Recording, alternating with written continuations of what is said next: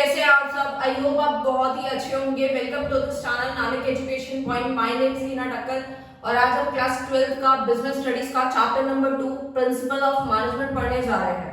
तो मेरे को एक स्टूडेंट का कमेंट भी आया था, मैं उनका नाम बताती हूँ। अनिरुद्ध भारद्वाज है, जिन्होंने कमेंट किया था कि ma'am 14 principle of Henry Fayol explain कर दे।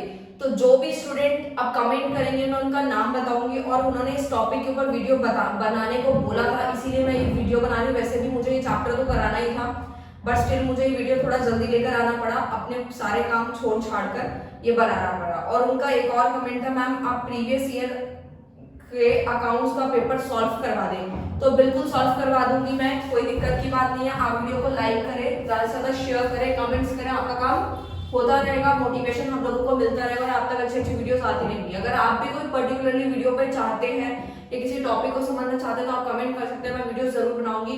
मेरे लिए हर स्टूडेंट जो है वो बराबर है, मैं हर स्टूडेंट को अपनी फैमिली का ही पार्ट मानती हूँ। आप आराम से कमेंट कर सकते हैं अपना चैनल समझ के, क्योंकि ये आपका अपना चैनल है, ठीक है। तो क्लास 12 का जो हम लोग स्टार्ट करने जा रहे हैं, प्रिंसिपल ऑफ मैनेजमेंट। सबसे पहले बात ये कर लेते हैं कि मैनेजमेंट क्या है। मैनेजमेंट मतलब तो हम समझ ही चुके हैं। तो मैनेजमेंट प्रिंसिपल्स क्या होते हैं? General guidelines for decision making behaviour of managers, यानी ये जनरल गाइडलाइंस है। General guidelines for decision making, ये हमारे डिसीजन मेकिंग में बहुत काम आते हैं। अगर मतलब मैनेजर को कोई डिसीजन लेना होता है, मैनेजर दिन में बहुत सारे डिसीजन लेता है, लेकिन उसको अच्छा डिसीजन लेना है तो ये मैनेजमेंट के प्रिंसिपल बहुत ज्यादा काम आएंगे, क्योंकि हमारी गाइडलाइंस है जो हमारे को सिखाती है कि डिसीजन कैसे लेना है, और बिहेवियर ऑफ मैनेजर भी हमको बताती है। नेक्स्ट है मैनेजमेंट प्रिंसिपल और प्योर साइंस प्रिंसिपल के बीच में डिफरेंस। तो डिफरेंस बहुत सिंपल तरीके से लिखा है मैंने। डिफरेंस मतलब इन दोनों के बीच का अंतर क्या रहेगा। मैनेजमेंट प्रिंसिपल और प्योर साइंस प्रिंसिपल क्या, अगर आप इसके मतलब को जान लेंगे, इसके नाम के मतलब को, तो आपको इसके तीनों पॉइंट्स बिल्कुल ही आसान लगेंगे। सबसे पहले मैनेजमेंट प्रिंसिपल क्या है? फ्लेक्सिबल है। फ्लेक्सिबल का मतलब होता है कि ये चेंज होता है। चेंज कैसे होता है? जैसे जैसे हम चीजें करते हैं, कोई नई चीज आती है मार्केट में, कोई नई टेक्नोलॉजी आती है तो चेंजेस देखने को मिलते हैं। तो मैनेजमेंट प्रिंसिपल भी फ्लेक्सिबल है, यानी चेंज होता है। लेकिन प्योर साइंस प्रिंसिपल रिजिड है, जैसा है वैसा का वैसा ही अप्लाई होता है, उसमें कुछ भी चेंजेस नहीं होते।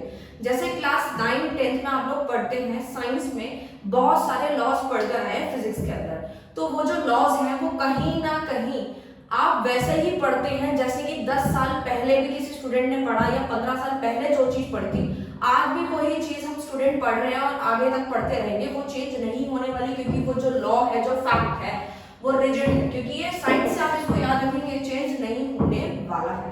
नेक्स्ट है हमारा मैनेजमेंट प्रिंसिपल जो है अप्लाइड विद क्रिएटिविटी। ये क्रिएटिविटी के साथ अप्लाइड होता है। जैसे जैसे हम टेक्नोलॉजी देख रहे हैं, जैसे जैसे कुछ नया सीख रहे हैं, नई जनरेशन आ रही है, तो कहीं ना कहीं उसके अंदर क्रिएटिविटी देखने को मिल रही है। और ये चेंज होता है टाइम के साथ और करना भी पड़ता है। मैनेजमेंट के प्रिंसिपल को टाइम टू टाइम चेंज करना पड़ता है। अगर 20 साल पुराने चीजों को लेके अगर आज हम बैठे रहेंगे तो कभी भी बिजनेस को अच्छे से रन नहीं कर पाएंगे। अच्छे प्रिंसिपल जो है वो इसी तरीके से वर्क करते हैं, और जो प्योर साइंस प्रिंसिपल्स होते हैं वो बिल्कुल एब्सोल्यूट अप्लाई होते हैं, जैसे हैं वैसे के वैसे अप्लाई होते हैं। जैसे आप लोग काफी सारे लॉज पढ़कर आए हैं, लॉ ऑफ ग्रेविटी हो गया, और भी बहुत सारी चीजें हैं। Do not change with time. Pure science principle जो होता है वो टाइम के साथ चेंज नहीं होता। जो आपको पढ़ाया एज इट इज वही का वही है साइंस में, जो पहले पढ़े थे वो भी आज ही है। नेक्स्ट हम लोग चलते हैं नेचर, फीचर, कैरेक्टरिस्टिक। तीनों एक ही चीजें होती है, कंफ्यूज मत होना, तीनों नाम लिख दिए हैं। मैनेजमेंट प्रिंसिपल के क्या क्या फीचर्स है, कोई 5 पढ़ लीजिए। मैं आप लोगों को साथ साथ फॉर्मुलेस बताती जाऊंगी ताकि आप लोगों को अच्छे से याद रहे और पेपर में बिल्कुल भी ना भूले। तो आप कैसे याद रख सकते हैं? मग एफसी।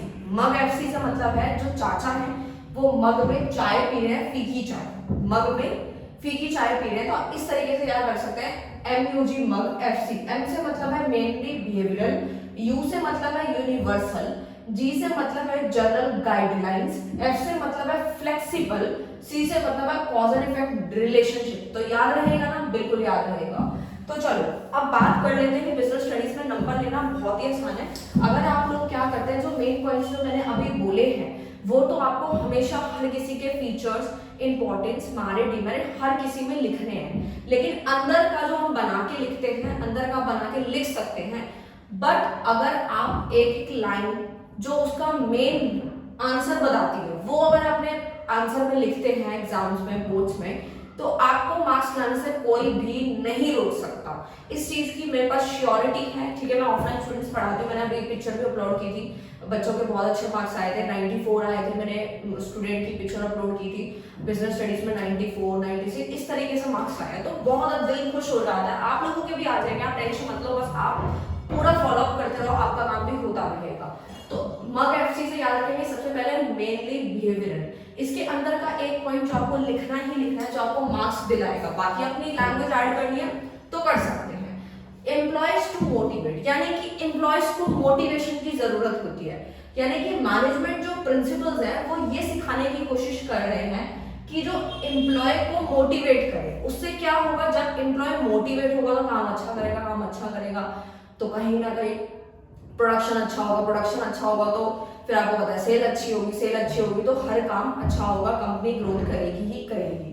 तो मेनली बिहेवियरल है। Number 2 universal. यूनिवर्सल मतलब पूरे यूनिवर्स के अंदर ही अप्लाई होता है, जैसे कि आप परवेसिव वर्ड काफी जगह देखते होंगे फीचर्स में, तो उसका मतलब है यूनिवर्सल, जो पूरे यूनिवर्स में अप्लाई होता है, चाहे बिजनेस छोटा हो या बड़ा हो, बिजनेस हो या नॉन बिजनेस हो, हर जगह पे ये हमारे मैनेजमेंट प्रिंसिपल आते ही आते हैं। जर्नल गाइडलाइंस है ये, बिल्कुल ये एक जस्ट मतलब नॉट अ रेडीमेड सोल्यूशन, ये कोई रेडीमेड सोल्यूशन नहीं है। जैसी सिचुएशन आएगी उसके अकॉर्डिंग थोड़े बहुत चेंजेस करने पड़ते हैं इसके अंदर। जैसे हम लोगों ने अभी समझ भी लिया मैनेजमेंट प्रिंसिपल कैसे होते हैं, फ्लेक्सिबल होते हैं ना, ठीक है। तो यानी कि नॉट अ रेडीमेड सोल्यूशन, ये कोई रेडीमेड सोल्यूशन नहीं है कि जैसा बनाया वैसा का वैसा है, नहीं। टाइम के अकॉर्डिंग इसके अंदर चेंजेस लाने पड़ेंगे, थोड़ी क्रिएटिविटी लानी पड़ेगी, तो ये और बेटर होते जाएंगे। नेक्स्ट है फ्लेक्सिबल। फ्लेक्सिबल का मतलब होता है change with time and modified. Flexible मतलब है टाइम के साथ ये चेंज होते हैं और इनको मॉडिफाई करना जरूरी है, क्योंकि जैसे जैसे टेक्नोलॉजी अपग्रेड हो रही है, जैसे जैसे क्रिएटिविटी बढ़ रही है, हर चीज में कंपटीशन बढ़ रहा है, तो फ्लेक्सिबिलिटी बहुत ज्यादा जरूरी है हमारे मैनेजमेंट प्रिंसिपल्स में। कॉज एंड इफेक्ट रिलेशनशिप का मतलब है सम आइडियाज अबाउट इफेक्ट, यानी कि कुछ आइडियाज होते हैं किससे क्या इफेक्ट पड़ने वाला है। अगर हम कुछ सोचते हैं, किसी आइडिया के बारे में सोचते हैं कि अगर हम इस चीज को ऐसे करें तो उस चीज से क्या रिजल्ट मिलेगा, तो वो क्या होता है, कॉज एंड इफेक्ट रिलेशन होता है।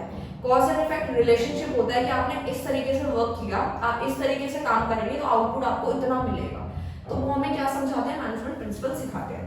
Importance significance of management principle, इसको आपको कोड से याद रखना है, पोज एफएम से, यानी POS पोज एफएम, यानी कि P से मतलब है providing managers with useful insight into reality, O से मतलब है optimum utilization of resources, S से मतलब है साइंटिफिक डिसीजंस, F से मतलब है फुलफिलिंग सोशल रिस्पांसिबिलिटी और M से मतलब है management training education and research. हमने पहले पढ़ लिया चाचा फीकी चाय पी रहे हैं, और जो चाची हैं वो पोज बना रही है एफएम सुनते सुनते, तो आप इस तरीके से याद रखिएगा, आपको याद रहेगा, पोज एफएम से याद रखिएगा, डेफिनेटली याद रहेगा, बोर्ड के पेपर में भी नहीं भूलोगे, इस बात की श्योरिटी है। चलो सबसे पहले बात करते हैं providing managers with useful insight into reality. कहने का मतलब है कि manager to learn the mistake, manager जो है अपनी गलतियों से सीखते हैं। आजकल क्या होता है, जो मैनेजर्स होते हैं, पहले तो लाइक क्या होता था कि टाइम टू टाइम जैसे एम्प्लॉय है, फिर उसका मतलब कहीं ना कहीं वो काम अच्छा कर रहा है, उसको मोटिवेट करा तो कहीं ना कहीं जाके मैनेजर बनता था। बट अगर आज के टाइम पे देखें तो पहले तो इतना ज़्यादा कंपटीशन नहीं था, मैनेजर बनना काफ़ी आसान था। आज भी ठीक है, इतना ज़्यादा नहीं है, बट आने वाले समय में हर एक चीज़ का कंपटीशन बहुत ज़्यादा है। आपकी हायर डिग्रीज देखी जाने वाली हैं, लोग MBA क्यों कर रहे हैं, मास्टर इन बिजनेस एडमिनिस्ट्रेशन क्यों करते हैं, ताकि वो एक अच्छा मैनेजर बन सके। तो कहीं ना कहीं कंपनीज भी यही चाहेंगी आने वाले समय में कि एक अच्छा मैनेजर जो है वो अच्छे तरीके से वर्क करे और मिस्टेक को कम से कम करे। तो मैनेजर क्या है, अपनी गलतियों से सीखेगा, और जब वो गलतियों से सीखेगा तो राइट टाइम पे सही डिसीजन ले पाएगा कि उसको इस सिचुएशन में ये डिसीजन लेना चाहिए। नंबर 2 है ऑप्टिमम यूटिलाइजेशन ऑफ रिसोर्सेज। ये तो क्लास 11th में हम इकोनॉमिक्स से पढ़ते आ रहे हैं कि हमें अपने रिसोर्सेज को कैसे यूज करना है, ऑप्टिमम यूटिलाइजेशन होना चाहिए रिसोर्सेज का, यानी कि वेस्टेज कम से कम करो और जो प्रोडक्शन हो रहा है वो मिनिमम कॉस्ट पे करो, क्योंकि अगर हम ज्यादा वेस्टेज करेंगे तो प्रोडक्शन ज्यादा नहीं होगा, प्रोडक्शन ज्यादा नहीं होगा तो आउटपुट भी ज्यादा नहीं मिलने वाला। नेक्स्ट है साइंटिफिक डिसीजन। साइंटिफिक डिसीजन का फिर से मतलब आ जाता है कॉज एंड इफेक्ट रिलेशन, जो कि मैंने आपको अभी अच्छे से क्लियर किया है। फुलफिलिंग सोशल रिस्पॉन्सिबिलिटी, इसका मतलब है कि सोसाइटी की रिस्पॉन्सिबिलिटी भी कहीं ना कहीं मैटर करती है। क्लास 11 से हम लोग पढ़ते आ रहे हैं कि सोशल रिस्पॉन्सिबिलिटी जो है सबसे मेन रहती है, क्योंकि जो भी हमने मैक्रो में भी चैप्टर नंबर 1 में यही समझा था, जो हम सर्कुलर फ्लो ऑफ इनकम समझ रहे थे कि हमारे को ये रिसोर्सेज कहाँ से प्रोवाइड हो रहे हैं, हाउस होल्ड से ही तो हो रहे हैं ना, तो वो किसका पार्ट है, सोसाइटी का ही पार्ट है। तो प्रिंसिपल में, मैनेजमेंट प्रिंसिपल में यही सिखाना चाहते हैं कि जो हमारी सोसाइटी है उसकी रिस्पॉन्सिबिलिटी को हमें फुलफिल करना चाहिए, उनकी जरूरतों को सबसे पहले रखना चाहिए। नेक्स्ट है management training, education and research, यानी जो नए नए आइडियाज होते हैं, नई नई इमेजिनेशन होती हैं, वो हमारे रिसर्च और डेवलपमेंट में बहुत ज़्यादा मदद करती हैं, क्योंकि जितनी ज़्यादा हम अपना क्रिएटिविटी लगाएंगे, नई नई चीज़ें सीखेंगे, उस चीज़ पे काम करेंगे, तो हमारी कहीं ना कहीं इस मैनेजमेंट प्रिंसिपल की इंपॉर्टेंस भी बढ़ जाएगी। हम प्रिंसिपल समझते हैं, इस पूरे चैप्टर के अंदर 2 पर्सन्स हैं जिनके प्रिंसिपल हमें पढ़ने हैं, एक तो फ्योल के, एक तो टेलर के। पहले हम लोग फ्योल के प्रिंसिपल पढ़ लेते हैं, जो कि 14 है टोटल। जो फ्योल है बेसिकली इंजीनियरिंग बैकग्राउंड से हैं और इनकी जो कंपनी थी वो बहुत ही ज़्यादा इंसॉल्वेंसी की पोजीशन पे आ गई थी। वो उन्होंने अपने मैनेजर को जो है प्रॉमिस किया था कि मैं अपने कुछ प्रिंसिपल्स जो है अडॉप्ट करूंगा और इस कंपनी को नीचे से बहुत ऊपर तक लेके जाऊंगा।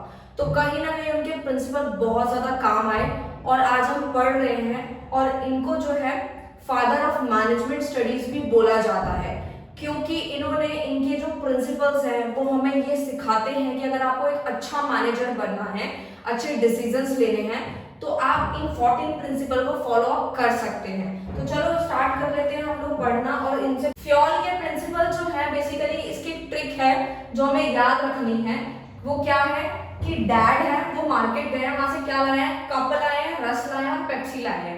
तो डैड, कप, रस, पेप्सी से आप याद रखें, आपको याद डेफिनेटली हो जाएगा। DAD डैड, पहले हम लोग समझ लेते हैं कि इनसे क्या क्या है। D से मतलब है डिवीजन ऑफ वर्क, A से मतलब है अथॉरिटी एंड रिस्पॉन्सिबिलिटी और D से मतलब है डिसिप्लिन। तो सबसे पहले बात कर लेते हैं डिवीजन ऑफ वर्क की। फ्योल ने बोला कि अपने काम को सबसे पहले तो डिवाइड करो, अपने काम को छोटे छोटे यूनिट्स में बांटो। इससे क्या होगा, स्पेशलाइजेशन आना स्टार्ट हो जाएगा। जैसे कि फॉर एग्जांपल मैं बोलूं कि आपके स्कूल के एग्जांपल मुझे बेस्ट लगते हैं, क्योंकि आप लोग अभी स्कूल में हैं तो स्कूल का एग्जांपल ज्यादा अच्छे से समझ पाएंगे। मैं जब भी बिजनेस स्टडीज पढ़ाती हूँ तो स्कूल का एग्जांपल बहुत ज्यादा देना पसंद करती हूँ, क्योंकि आप लोगों को स्कूल का एग्जांपल बहुत अच्छे से समझ आएगा। फिर उसी एग्जांपल को मैं कनेक्ट कर देती हूँ ऑर्गेनाइजेशन के साथ। तो सबसे पहले बात कर लेते हैं डिवीजन ऑफ वर्क की, जो कि हम एग्जांपल से समझ रहे थे। वो एग्जांपल हमें ये समझाना चाहता है कि जैसे कि एक स्कूल में एक टीचर है जो क्लास 1 से लेकर क्लास 3 के बच्चों को ऑल सब्जेक्ट पढ़ाए, ठीक है। तो ऐसा पॉसिबल है कि ऑल सब्जेक्ट एक ही टीचर पढ़ा रही है, तो कितने सारे कंफ्यूजन स्टार्ट हो जाएंगी। उस टीचर को कभी स्पेशलाइजेशन किसी सब्जेक्ट में आ ही नहीं पाएगा, क्योंकि वो बहुत सारे सब्जेक्ट्स पढ़ा रही है। तो सबसे पहले फ्योल ने यही बोला कि ऑर्गेनाइजेशन के अंदर काम को बांटो। जैसे अलग अलग डिपार्टमेंट है, एक ही पर्सन को बोल दिया कि सारा काम तुम ही करोगे, तो वो कभी भी उस चीज में स्पेशलाइज नहीं हो पाएगा। सबको इधर का उधर, उधर का इधर ही होने वाला है। नंबर 2 जो है प्रिंसिपल, वो ये कहता है, इसका मतलब है कि जो बैलेंस होना बहुत जरूरी है, किसके बीच में, अथॉरिटी और रिस्पॉन्सिबिलिटी के बीच में बैलेंस होना बहुत ही ज्यादा जरूरी है, ऐसा फ्योल ने कहा। जैसे कि स्कूल में अगर मैं बोलूं कि किसी टीचर जो है, कोई आपकी क्लास टीचर 1 महीने की छुट्टी में चले गए, जो कि आपको मैथ्स पढ़ाती है, और उन्होंने किसी दूसरे टीचर, सब्जेक्ट टीचर को बोला कि आप मेरी जगह पे इनको सिलेबस करवा देना 1 महीने तक, मैं नहीं आऊंगी, मैं छुट्टी पे हूँ। तो आपकी साइंस टीचर बोल देती है ठीक है मैं करवा दूंगी। बट थोड़े दिनों बाद क्या होता है, बच्चे कुछ भी पढ़ नहीं रहे हैं, उनका कुछ भी उनको मतलब सीरियस नहीं ले रहे हैं कि टीचर तो, क्लास टीचर जो हमारी मेन सब्जेक्ट टीचर है वो तो चली गई है, तो अब छोड़ो, अब क्या ही पढ़ना है। तो उस चीज को वो सीरियस नहीं ले रहे। तो टीचर चाहती है कि मैं उनको सुधारूं, उनको पीटूं, मतलब थोड़ा सा सुधारूं ताकि वो पढ़ना शुरू कर दें और टेस्ट वगैरह भी लूं। तो इस तरीके से चीजें करना चाहती है। तो वो टीचर जब आपकी क्लास टीचर से पूछती है कि क्या मैं स्टूडेंट्स का टेस्ट वेस्ट ले लूं क्या, या फिर उनसे कोई भी एक्स्ट्रा चीज पूछ लूं क्या, या उनको डांटूं या क्या करूं, तो टीचर बोलते हैं नहीं, आपको सिर्फ रिस्पॉन्सिबिलिटी दी है मैंने, अथॉरिटी नहीं दी है किसी भी चीज की। तो ऐसे ही फ्योल ने समझाया कि दोनों के बीच में बैलेंस होना जरूरी है। तो ऑर्गेनाइजेशन में भी ये चीजें देखने को मिलती है कि अगर आपने किसी पर्सन को रिस्पॉन्सिबिलिटी दी है तो आपको उसके साथ में अथॉरिटी भी ट्रांसफर करनी पड़ेगी। अगर आप नहीं करते तो इनका बैलेंस बिगड़ जाता है। Number 3 is discipline. डिसिप्लिन का मतलब होता है apply full energy to achieving goals. पूरी की पूरी एनर्जी लगानी पड़ती है, अप्लाई करनी पड़ती है ऑर्गेनाइजेशन के अंदर, तभी हमारे गोल्स अचीव हो पाते हैं। इसी को ही हम डिसिप्लिन बोलते हैं। ये नहीं है कि ऑर्गेनाइजेशन के अंदर कोई भी जो है काम कर ही नहीं रहा, सब लोग बस टाइम पास कर रहे हैं, अपनी सैलरी ले रहे हैं और जा रहे हैं। ऐसा नहीं होता। अगर वो ऐसा ही करेंगे तो कभी भी कंपनी ग्रोथ नहीं कर पाएगी। ठीक है, तो पूरी एनर्जी के साथ ग्रुप गोल्स होने चाहिए और सबका ग्रुप गोल क्या होना चाहिए कि अपनी कंपनी को अच्छे लेवल तक लेके जाना। सेंट्रलाइजेशन एंड डिसेंट्रलाइजेशन का मतलब क्या होता है, इसमें भी फ्योन ने हमें यही समझाया कि दोनों का कॉम्बिनेशन होना बहुत जरूरी है। तो सबसे पहले इसका मतलब समझो कि सेंट्रलाइजेशन होता है। सेंट्रलाइजेशन का मतलब है कि अगर कोई भी चीज किसी एक पर्सन को दे दी जाए, जैसे कि टॉप लेवल मैनेजर्स है, टॉप लेवल मैनेजमेंट है, अगर उन्हीं को ये सारी चीजें दे दी जाए तो नीचे वाले पर्सन अपनी राय नहीं देंगे, कुछ कर नहीं पाएंगे। और डिसेंट्रलाइजेशन का मतलब होता है अपने काम को पूरा डिवाइड करना अलग अलग डिपार्टमेंट्स में, तो वो चीज दोनों ही बेकार होती है। दोनों के बीच में बैलेंस बनाना बहुत जरूरी होता है, यानी इन दोनों का जब बैलेंस बनेगा तभी बात बनेगी। नेक्स्ट है unity of command. Unity of command का मतलब है ऑर्डर और command from a single boss. Single boss से ही हमें ऑर्डर मिलना चाहिए। जैसे कि मान लीजिए आपके स्कूल के अंदर आपकी मैथ्स वाली टीचर बोलती है नहीं तुम सारा दिन मैथ्स पढ़ो, साइंस वाले बोलती है नहीं तुम साइंस ही पढ़ो, इंग्लिश वाले बोलती है तुम इंग्लिश ही पढ़ो। तो आप लोगों को अलग अलग टीचर से अलग अलग ऑर्डर मिल रहे हैं, तो आप किसकी मानो किसकी ना सुनो। तो यानी कि ऑर्गेनाइजेशन के अंदर भी फ्योर यही समझाते हैं कि आपको जो ऑर्डर है, जो कमांड है, वो सिंगल बॉस से मिलना चाहिए। अगर नहीं मिलेगा तो माइंड बहुत कंफ्यूज हो जाएगा और जो कि अच्छा नहीं है। इसमें समझ ही नहीं आएगा कि किसको क्या करना है। नेक्स्ट है प्रिंसिपल। स्पेस नहीं है इतना, ए बी सी फिर भी मैं लिख रही हूँ, डी हो गया, ये ई हो गया, मान ली एफ है, ये जी है। तो लाइन वाइज चलना चाहिए कि अगर किसी को कांटेक्ट करना है तो वो अपने चेन के अकॉर्डिंग, अपने लाइन के अकॉर्डिंग करे। ये नहीं कि जिसका जहां मन कर रहा है वो वहां जाके बात कर रहा है, ऐसा नहीं होना चाहिए। नेक्स्ट है रेमुनेशन ऑफ पर्सन। रेमुनेशन मतलब तो आप लोगों को पता है सैलरी होती है पर्सन्स की। वो फ्योर हमें ये समझाना चाहते हैं कि वर्कर की जितनी कैपेबिलिटी है, जितना वो काम कर रहा है उसके अकॉर्डिंग सैलरी दो। अब बहुत बार क्या होता है कि मैं सुन रही होती हूँ, मतलब काफी बार सुना है मैंने कि जो लोग ऑर्गेनाइजेशन में काम कर रहे होते हैं तो वो आकर बताते हैं, जैसे कोई फ्रेंड सर्कल में होता है तो कि अभी हम लोग काम कर रहे हैं, इतना काम करते हैं, हमें नॉलेज है, फिर भी कंपनी हमारे को उतनी सैलरी नहीं दे रही। बट जिसको काम नहीं आता वो नॉर्मल काम कर रहा है, उसको सैलरी अच्छी दे रही है। तो ऐसा सुनने को आपको भी कहीं ना कहीं मिलता होगा या मिला होगा या आगे मिलेगा। तो ये चीज फ्योर ने यही क्लियर कर दिया है कि जो जितना काम कर रहे हैं, जिसके पास जितनी कैपेबिलिटी है, आप उसके अकॉर्डिंग उसको वेजेस दें, आप उसके हिसाब से उसको सैलरी दें ताकि वो अच्छे से वर्क करे। नेक्स्ट है हमारा unity of direction. Unity of direction का मतलब है डायरेक्शन एक ही होनी चाहिए, यानी वन यूनिट वन प्लान, एक ही प्लान होना चाहिए। अगर ऑर्गेनाइजेशन बोले नहीं हमारे तो 10 प्लान है, तो आपको समझ ही नहीं आएगा किस प्लान में चलना है, किस प्लान में कितना टाइम देना, तो सब कुछ खिचड़ी मच जाएगी, कुछ भी अच्छे से नहीं होने वाला है। नेक्स्ट है subordination of individual interest to the general interest. ये हमें समझाता है कि जो इंडिविजुअल का जो इंटरेस्ट है वो जनरल इंटरेस्ट में होना चाहिए। नेक्स्ट है प्रिंसिपल ऑफ ऑर्डर।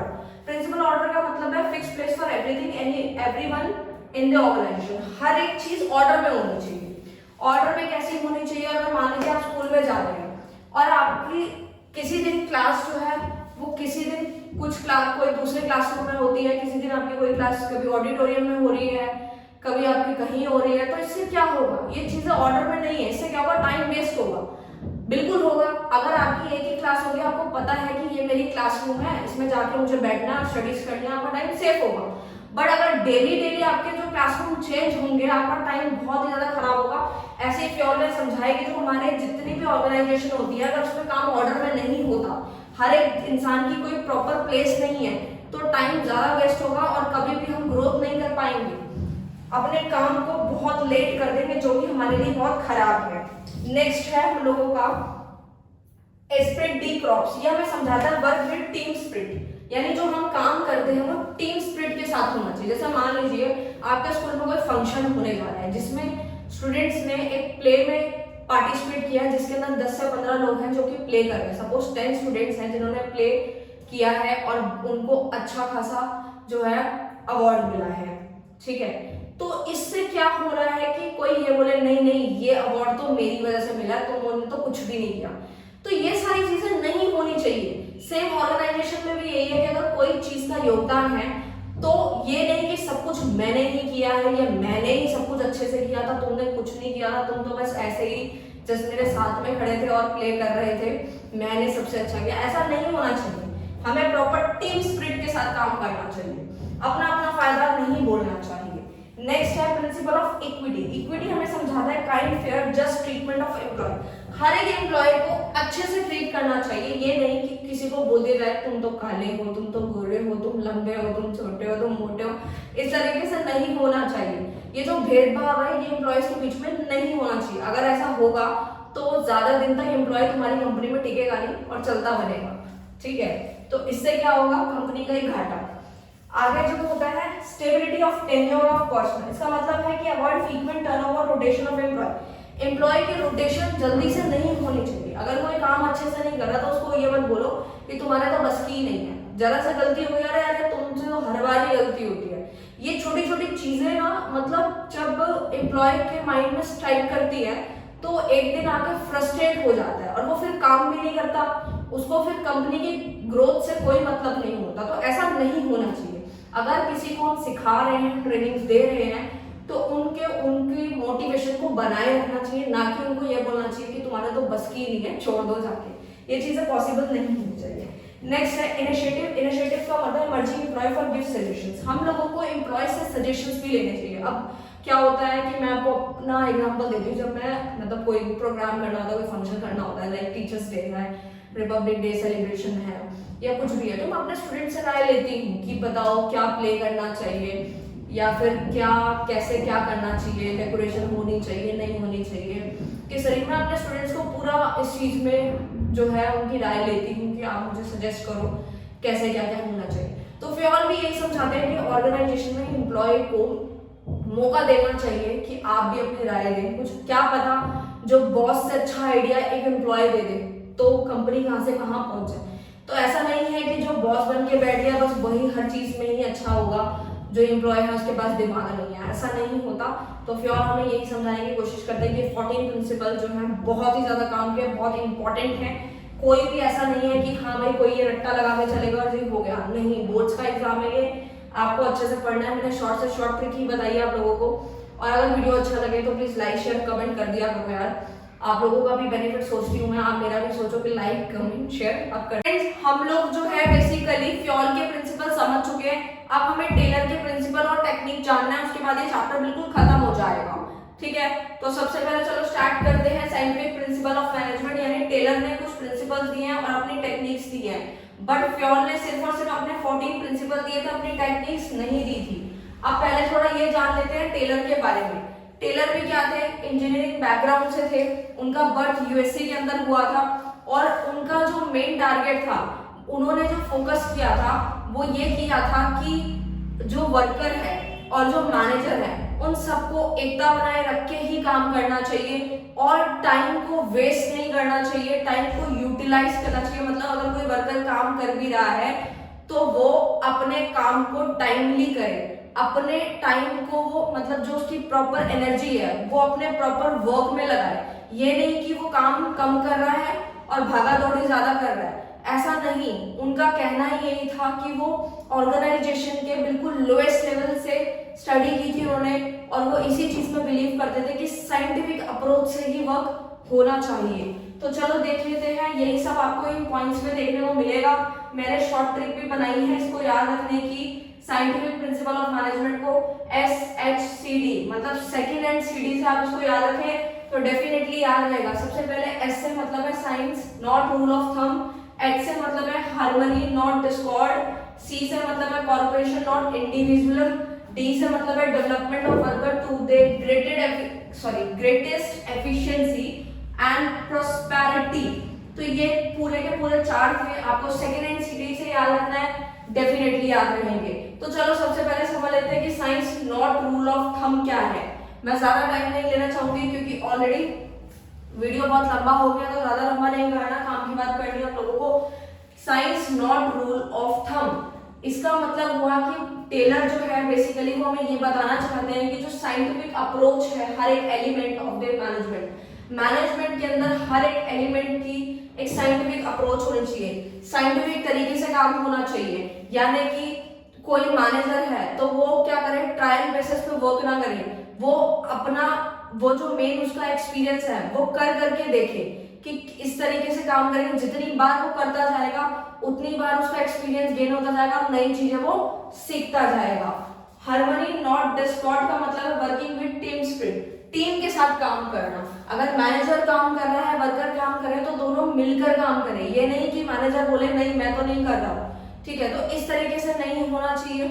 तो बिल्कुल टीम स्पिरिट के साथ वर्क होना चाहिए। नेक्स्ट है कॉर्पोरेशन नॉट इंडिविजुअल। इसका मतलब है equal distribution of work, responsibility between worker and management. Management और किसके बीच में, वर्कर के बीच में, दोनों के बीच में एक रिस्पॉन्सिबिलिटी होनी चाहिए और काम का इक्वल डिस्ट्रीब्यूशन होना चाहिए। यानी बिल्कुल कॉर्पोरेट करके चलना है, बिल्कुल ही कॉर्पोरेट करके। ये नहीं कि एक ही बंदे के ऊपर सब लाद दिया, नहीं।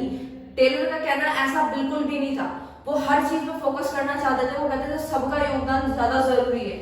Development of worker to the greatest efficiency and prosperity. इसका मतलब है कि वो ये कहना चाहते थे कि ट्रेनिंग और डेवलपमेंट किसी एम्प्लॉय का कब कब हो सकता है, जब आप अपने वर्कर को पहले तो जब आप उसका सिलेक्शन करते हैं तो बिल्कुल सोच समझ कर करें, उसकी क्वालिफिकेशन के अकॉर्डिंग ही उसको उस कैटेगरी में डालो। अगर आपने उसको डाला है तो उसको टाइम टू टाइम ट्रेनिंग दो ताकि वो ट्रेंड हो, वो नई नई चीजें सीखे। जैसे वो ट्रेंड होगा आगे बढ़ेगा और डेवलपमेंट होना शुरू हो जाएगा। नेक्स्ट आते हैं हम लोग साइंटिफिक टेक्निक्स। हमने अभी तक प्रिंसिपल पढ़े थे किसके, टेलर के, जो कि 4 थे। सेकंड एंड सीडी से इसको याद रखना है। नेक्स्ट कुछ हमें टेलर ने अपने कुछ टेक्निक्स दी हैं जो कि हम यहाँ पढ़ने वाले हैं। तो मैंने ये थोड़ा सा डिस्ट्रीब्यूशन देते हैं। 2 डिपार्टमेंट्स हैं यहाँ पे बेसिकली। एक तो सबसे पहले तो फंक्शनल फॉर्मेनशिप आता है और यहाँ पे आता है ऑपरेशनल। ओके, इसके अंदर आगे कैटेगरी में बांटा गया है कि टेलर का कहना था कि आप जो है अलग 2 डिपार्टमेंट्स बनाए। कौन कौन से, एक तो प्लानिंग डिपार्टमेंट बनाए और एक प्रोडक्शन डिपार्टमेंट बनाए। मतलब जो प्लानिंग वाले डिपार्टमेंट है उसमें सिर्फ प्लानिंग का काम होगा और जो प्रोडक्शन वाला डिपार्टमेंट है वो अलग होना चाहिए, कुछ भी मिक्स नहीं होना चाहिए ताकि हर कोई काम अपने ढंग से कर सके। उनका कहना यही था। तो प्लानिंग डिपार्टमेंट में 4 कैटेगरी आती है। कौन कौन सी, route clerk, instruction card clerk, time and cost clerk and disciplinarian. ये 4 चीजें आती हैं, नाम से भी क्लियर है, आपको ज्यादा याद नहीं करना, इसमें बस चीजों को समझना है, एक एक वर्ड समझे और पूरा समझ आ जाएगा। प्लानिंग डिपार्टमेंट में क्या होता है, रूट क्लर्क का काम क्या होता है कि जॉब किस तरीके से, वो टास्क कैसे किया जाएगा, उसके स्टेप्स कैसे कैसे कैसे ये वर्क करना है, तो वो काम किसका है, रूट क्लर्क का है। इंस्ट्रक्शन कार्ड क्लर्क का काम क्या होता है, इंस्ट्रक्शन देना कि ये काम इस तरीके से होगा, इस तरीके से करना है, वो काम किसका है, इंस्ट्रक्शन कार्ड क्लर्क का है। टाइम एंड कॉस्ट क्लर्क नाम से ही समझ में आ रहा होगा कि उस काम को करने के लिए जो भी काम डिसाइड हुआ है उस प्लानिंग डिपार्टमेंट के अंदर, उस काम को कितना टाइम लगेगा और कितनी कॉस्टिंग आएगी किस किस चीज पे, तो वो किसका काम है, टाइम एंड कॉस्ट क्लर्क का काम है। डिसिप्लिनरी का काम है कि काम को ऑर्डरली करना और बिल्कुल सिस्टमैटिक तरीके से करना। ये नहीं कि कोई भी काम बिल्कुल सिस्टमैटिक तरीके से नहीं हो रहा, क्योंकि जो टेलर है वो हर बात में यही बोलते हैं कि टाइम की वेस्टेज नहीं करनी है। अगर कोई पर्सन, मैं इसका एक एग्जांपल देती हूँ, कहते हैं कि अगर कोई वर्कर है वो काम कर रहा है, वो काम से ज्यादा जो है इधर उधर उसका ध्यान है और वो बार बार अपनी सीट चेंज करता है, इधर जा रहा है उधर जा रहा है, तो इससे वो अपनी एनर्जी को वेस्ट कर रहा है, जो कि उसको नहीं करना है। उसको अपनी एनर्जी वहां लगानी है जहां पे उसकी जरूरत है। क्लियर। अब बात करते हैं प्रोडक्शन डिपार्टमेंट की, कि प्रोडक्शन डिपार्टमेंट में भी 4 कैटेगरी आती है। कौन कौन सी, gang boss, speed boss, repair boss, inspector. Gang boss का काम क्या होता है बेसिकली कि मशीन रेडी होनी चाहिए, टूल्स रेडी होने चाहिए, उनमें कोई डिले नहीं होना चाहिए, क्योंकि यहाँ पे कौन से डिपार्टमेंट की बात हो रही है, प्रोडक्शन की। अगर मशीनरी रेडी नहीं होगी, हमारे टूल्स रेडी नहीं होंगे, तो काम में डिले हो जाएगा, जो कि हमारे को प्रोडक्शन में देरी करेगा। तो ऐसा नहीं होना चाहिए, तभी हमारा टेलर का कहना है कि गैंग बॉस का काम यही है। स्पीड बॉस का काम है कि वो जो काम है वो टाइमली होना चाहिए। रिपेयर बॉस का काम है बेसिकली मशीन और टूल्स जो है वो वर्किंग कंडीशन में होने चाहिए। अगर वो वर्किंग कंडीशन में नहीं है तो उसको पहले से ही ठीक कराएं या उसको पहले से ही रिपेयर कराएं। इंस्पेक्टर का काम है कि क्वालिटी कंट्रोल करना, ठीक है। तो इस तरीके से हम पढ़े हमने 4 इधर 4 इधर, यानी कि टोटल 8 टेक्निक थी जो टेलर ने हमें सिखाई। और मेन उन्होंने बस यही सिखाया कि प्लानिंग का डिपार्टमेंट अलग करो और हमारा प्रोडक्शन डिपार्टमेंट अलग करो। अलग अलग होगा तो सारे काम टाइमली होंगे तो प्रोडक्शन होगा तो आपको पता ही है प्रॉफिट्स होंगे तो कंपनी ग्रोथ करेगी। नेक्स्ट टेक्निक समझते हैं, standardization and simplification of work. इसको एक एग्जांपल से समझते हैं। जैसे यूएसए की कंपनी है जो कि पेपर मेकिंग कंपनी है, जो बेसिकली पेपर बनाने का काम करती है। उनके पास जो वैरायटी है ना पेपर बनाने की वो 2000 है। 2000 से उन्होंने वैरायटी को कम करके 200 कर दिया, जिससे कि उनकी जो कंपनी है वो बहुत ज्यादा प्रॉफिट में आ गई, बहुत अच्छा प्रॉफिट कमा रही है, बहुत अच्छी ग्रोथ कर रही है। ऐसा क्यों हुआ है? ऐसा इसलिए हुआ है क्योंकि उन्होंने वो वैरायटी हटा दी है जो कि उनकी बिकती नहीं है। अगर हम ऐसा करें, अपनी वैरायटी उस वैरायटी पे ध्यान दें जो कि सिर्फ और सिर्फ बिकती है, जो पेपर्स बिकते ही नहीं है, अगर हम उसको बनाएंगे तो अपना टाइम उस चीज में इन्वेस्ट कर रहे हैं, सब कुछ लग रहा है उसके लिए, तो उसमें कॉस्टिंग भी आ रही है, टाइम भी वेस्ट हो रहा है, वर्कर की एफिशिएंसी भी लग रही है, तो सब सारी चीजें हो रही है जो कि बिल्कुल वेस्ट है। तो हमें टेलर ने यही समझाया है कि अपने काम को इस तरीके से आपका प्रोडक्ट जो है वो स्टैंडर्ड में होना चाहिए, स्टैंडर्ड साइज में होना चाहिए, ताकि आपको वो वाला प्रोडक्ट बनाना है जो आपका बिकता हो। जो बिकता ही नहीं है उसको बनाने का कोई फायदा नहीं है, उसके लिए सब कुछ वेस्ट हो रहा है। जो आपका बिकता है आप उस पर टाइम इन्वेस्ट करें और अपनी जो भी कैटेगरी है उसको थोड़ा कम कर दे और काम को थोड़ा आसान कर देंगे, ताकि आपको सिंप्लीफिकेशन हो जाएगी आपके काम के अंदर। आई होप आपको वर्क स्टडी हमें ये समझाता है कि मैक्सिमम प्रोडक्शन करना एट मिनिमम कॉस्ट, कम से कम कॉस्ट में प्रोडक्शन करना, ज्यादा से ज्यादा प्रोडक्शन करना मिनिमम कॉस्ट में, वो हमें वर्क स्टडी समझाती है। वर्क स्टडी को आगे हम 4 पार्ट्स में पढ़ेंगे। फटीग स्टडी है, मेथड स्टडी है, टाइम स्टडी है एंड मोशन स्टडी है। बहुत सिंपल है, कुछ मुश्किल नहीं है, ध्यान से। फटीग स्टडी क्या होती है? फटीग स्टडी हमें बेसिकली ये समझाने की कोशिश करती है कि जो वर्कर है वो कैसे इंटरवल लेता है, मतलब उसका रेस्ट इंटरवल क्या है। रेस्ट इंटरवल में 3 चीजें आती है। पहले तो उसकी रेस्ट की फ्रीक्वेंसी क्या है, दूसरा उसकी ड्यूरेशन क्या है, कितने टाइम के लिए वो रेस्ट ले रहा है, फिर नंबर ऑफ रेस्ट कितने ले रहा है, कितने नंबर रेस्ट ले रहा है, 2 बार ले रहा है दिन में, 3 बार रेस्ट ले रहा है, 4 बार ले रहा है, कितनी बार ले रहा है, वो सारी चीजें की फटीग। मेथड स्टडी क्या बताती है? मेथड स्टडी में ये समझाने की कोशिश करते हैं कि find one method to perform job. Basically एक ही मेथड होना चाहिए एक जॉब को परफॉर्म करने के लिए। ऐसा किसका कहना है? टेलर का कहना है। टाइम मेथड में टेलर ने बताया कि हमारे काम का एक एवरेज टाइम होना चाहिए। और मोशन स्टडी में बताया कि जो हमारे cut down the unnecessary wasteful movement, जितने भी हमारे अननेसेसरी मूवमेंट्स होते हैं वर्कर के, जो वर्कर जो काम करते हैं तो इधर से उधर जो जाते हैं या कोई सामान उठाने जा रहे हैं, अपना टाइम वेस्ट कर रहे हैं, वो सब टाइम को रिड्यूस करना चाहिए, क्योंकि उसको अपनी एनर्जी सही जगह पे यूटिलाइज करनी चाहिए। नेक्स्ट आता है डिफरेंशियल पीस वेट सिस्टम। ये क्या होता है? इसके अंदर बताया गया, नाम से भी क्लियर है, वेट सिस्टम। वेट सिस्टम हमें ये समझाने की कोशिश करता है कि अगर एक फैक्ट्री के अंदर, एक ऑर्गेनाइजेशन के अंदर 10 वर्कर काम कर रहे हैं, सपोज मैं छोटा एग्जांपल ले रही हूँ आप लोगों को समझाने के लिए, कि 10 वर्कर काम कर रहे हैं, जिसमें से ये बोला गया है कि आप जितना ज्यादा प्रोडक्शन करोगे उतना ज्यादा वेज मिलेगी आपको, यानी उतनी ज्यादा दिहाड़ी मिलेगी।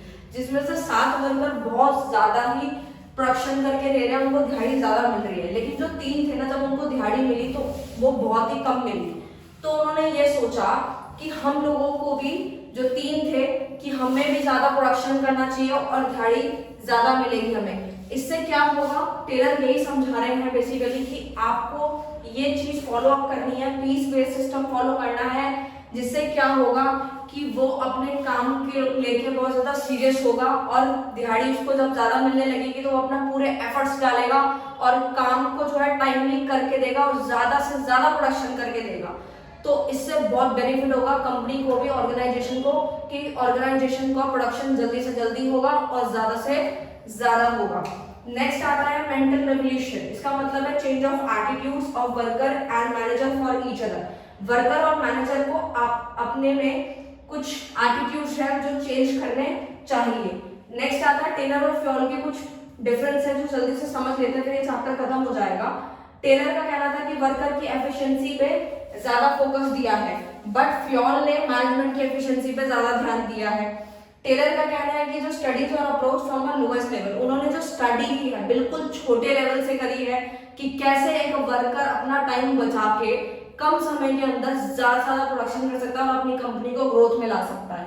फ्योल का कहना है, फ्योल जो बताते थे वो highest level in the organization, उन्होंने जो स्टडीज की थी वो हाईएस्ट लेवल यानी टॉप लेवल की स्टडी ज्यादा की है। टेलर का बताना है कि एप्लीकेबल जो टू स्पेशलाइज्ड सिचुएशन, इनके जो प्रिंसिपल्स हैं वो कहाँ पे एप्लीकेबल है, एक स्पेशलाइज्ड सिचुएशन में फॉलो अप हो सकते हैं टेलर के, बट फ्योल के एप्लीकेबल यूनिवर्सली। आई होप आपको वीडियो अच्छा लगा हो।